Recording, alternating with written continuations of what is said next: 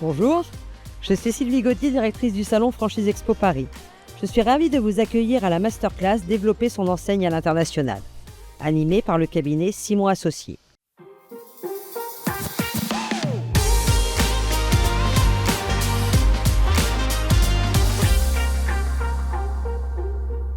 Bonjour Sandrine Richard, vous êtes associée du cabinet Simon Associés.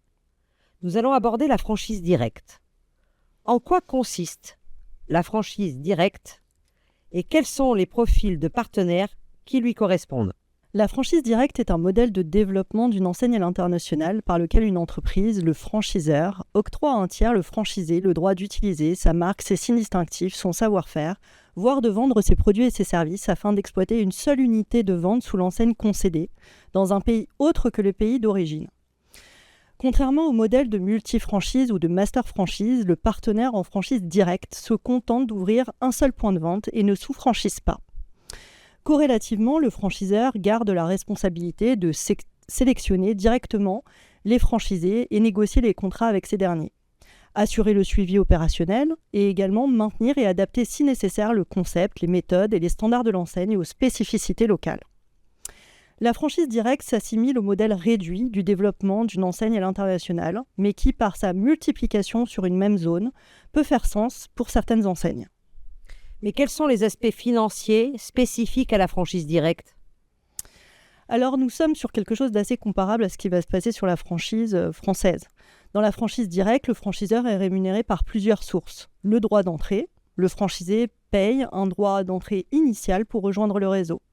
Il est souvent cohérent avec les droits d'entrée pratiqués par l'enseigne sur son territoire d'origine, mais peut être ajusté pour couvrir des coûts supplémentaires que le franchiseur va avoir assumés, tels que des frais de déplacement, des dépôts de marque à l'international par exemple.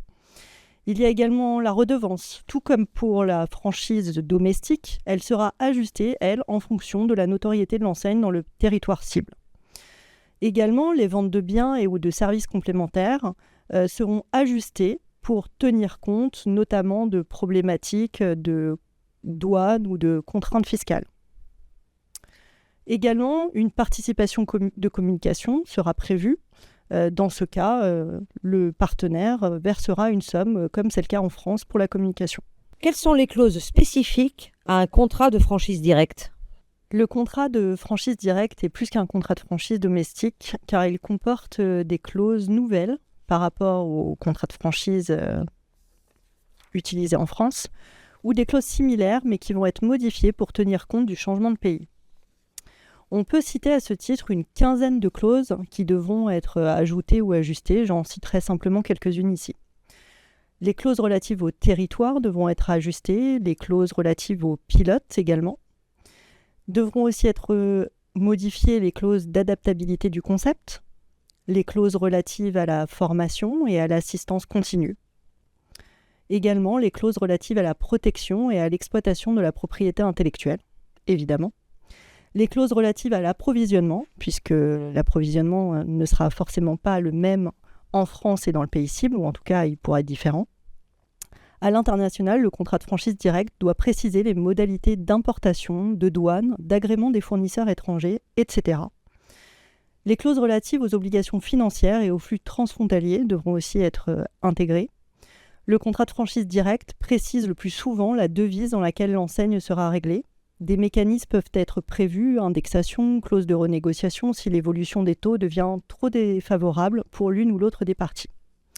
Il est également utile de préciser les responsabilités de chacune des parties en matière de taxes locales, TVA, droits de douane, etc. Les clauses de force majeure et de gestion des risques géopolitiques peuvent aussi être ajoutées. Les clauses d'évolution vers les autres modèles, tels que la master franchise, plurifranchise. Commencer par un contrat de franchise direct, puis basculer en cas de réussite de la phase de test en un contrat de multifranchise ou de master franchise peut parfois être une solution et il faut l'envisager. Les clauses de résiliation et de sortie spécifiques à l'international devront aussi être prévues. Les clauses relatives à la langue contractuelle et aux frais de traduction devront aussi être ajoutées. Les clauses relatives au règlement local impératif. La règle relative aux droits applicables et au règlement des litiges devra aussi être adaptée. Mais alors, quels sont les avantages et inconvénients de la franchise directe pour le franchiseur et le franchisé? Alors d'abord pour l'enseigne, parmi les avantages, on va retrouver la possibilité de se développer rapidement, puisqu'on va pouvoir avoir autant de partenaires que d'implantations. Donc le franchiseur peut ainsi mailler facilement un territoire en signant plusieurs contrats de franchise directe avec des investissements financiers réduits, puisque ce seront les franchisés qui vont exploiter les points de vente. Ça permet donc de réduire le risque de développement à l'étranger pour le franchiseur d'un point de vue financier. Ça va aussi créer de la récurrence dans ses revenus. Et normalement, les profils de candidats sont plus faciles à trouver. Les inconvénients? Alors, le risque d'avoir beaucoup de franchisés sur les territoires et peut-être de perdre un peu le contrôle de celui-ci. La rentabilité par rapport à un modèle de développement en succursale, puisque lorsqu'on se développe avec des partenaires indépendants, forcément, les gains sont moins importants. Et après, le coût de l'assistance, puisqu'il faudra assister les partenaires localement. Et si on se met du point de vue du franchisé?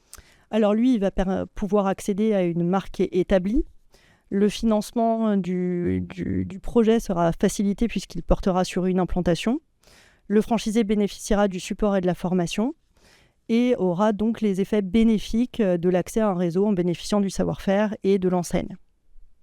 Dans les éléments plus négatifs pour le partenaire, il va avoir notamment le fait qu'il va gagner uniquement la possibilité d'exploiter un point de vente et n'aura pas la possibilité de se développer sans obtenir l'accord de la tête de réseau. Il aura une autonomie restreinte puisqu'il sera lié par le contrat et devra strictement respecter les conditions de celui-ci.